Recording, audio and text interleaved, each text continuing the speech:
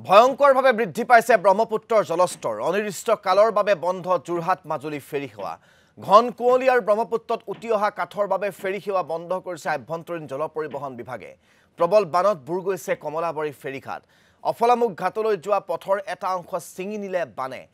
মথাউৰিৰ বাহিৰৰ পুৰীখনতকৈও অধিক গাঁও বানৰ কবলত পৰিছে আমি আপোনালোকক দেখুৱাইছো এই অঞ্চলসমূহ এনেদৰে জলমগ্ন হৈ পৰিছে মাজুলীত আৰু এই ভয়ংকৰভাৱে ব্ৰহ্মপুত্ৰৰ জলস্তৰ বৃদ্ধি পোৱাৰ লগে লগেই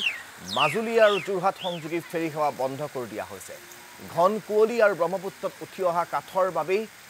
ফেৰী সেৱা বন্ধ কৰিছে আভ্যন্তৰীণ জল পৰিবহণ বিভাগে ইতিমধ্যে কমলাবাৰী ফেৰীঘাট সম্পূৰ্ণৰূপে পানীত বুৰ যোৱা পৰিলক্ষিত হৈছে আমাক তাৰে কিছু ভিজুৱেলছ পোনপটীয়াকৈ দেখুৱাব সাংবাদিক পৃথ্বভিয়ে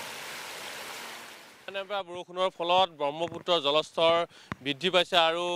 এই মুহূৰ্তৰ পৰিৱেশ দেখুৱাইছো কমলাবাৰী ফেৰীঘাট সম্পূৰ্ণৰূপে বন্ধ হৈ পৰিছে কমলাবাৰী ফেৰীঘাটৰ ৰেমসহ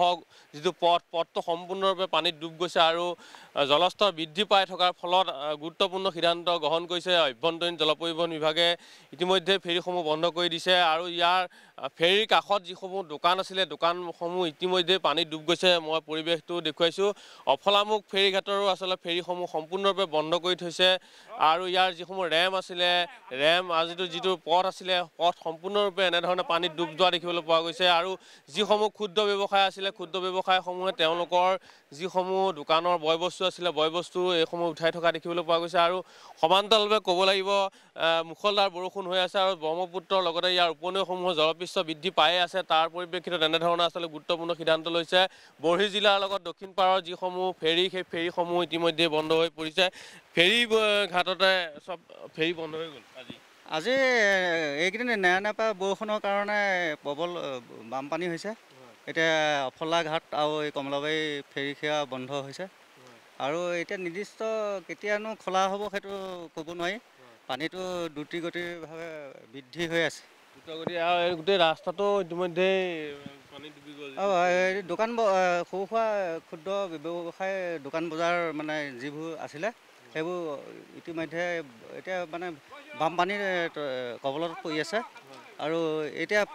বস্তুখিনি উদ্ধাৰ কৰিবলৈ মানে অহৰহ চেষ্টা কৰিছে ক্ষুদ্ৰ ব্যৱসায়ী মানে চাহ দোকান ভাতৰ দোকান এনেকৈ তামোল পাণৰ দোকানৰ সেইসকলৰ বস্তুখিনি যে